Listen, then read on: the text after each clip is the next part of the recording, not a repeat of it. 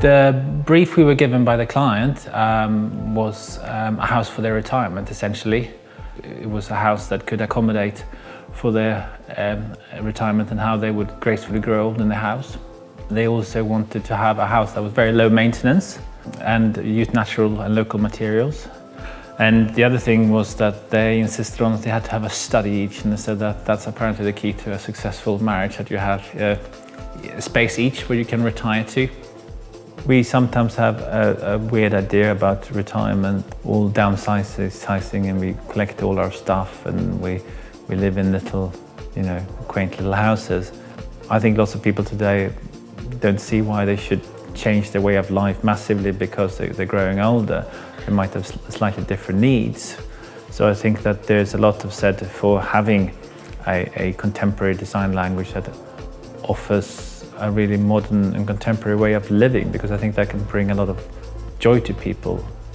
Externally, it's got a very low maintenance building, and it's also got very simply landscaped gardens with very little areas to mow, for example. So it does help to keep maintenance low. We have the big cantilever where we park the cars underneath the house, but we also have a rear access to the house, which is a completely flat and level access, which is very easy access into the house. At the moment that's not used in particular, but it future-proofs it, so to speak, so you don't have to come back later and do modifications.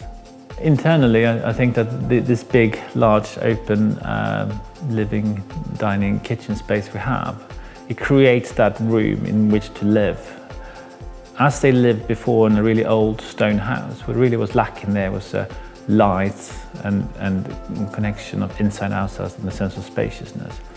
And I think that the light is something that they come back to all the time, and having that amount of daylight all the time. And of course, as we grow older, need for light increases. We all know that as a teenager can happily sit in a dark cave for 18 hours a day. They don't need the sunlight in the same way you do as you grow older. So I think that was really important. And it's perhaps to make things a little bit more spacious. Avoid corridors, for example. We don't really have any corridors in this house at all, because everything feeds off this main space. And I think this large kitchen, dining, living space works so well as well because it's slightly wider than your traditional, I suppose very many spaces are very often 5-6 meters wide, but here we're probably about 8 meters wide. And it gives us these really generous spaces by the side of the kitchen and beside the dining table and beside the living area, which means that it doesn't feel cramped. It was also future-proofing it in a certain way, that if you did need to navigate wheelchairs and so on, and that would allow you potentially to very easily navigate a wheelchair.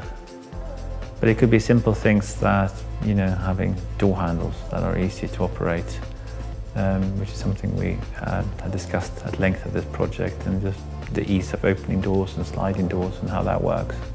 I hope, and I think that Charles & Penny think that we have achieved that, because I think that in here they have everything they need.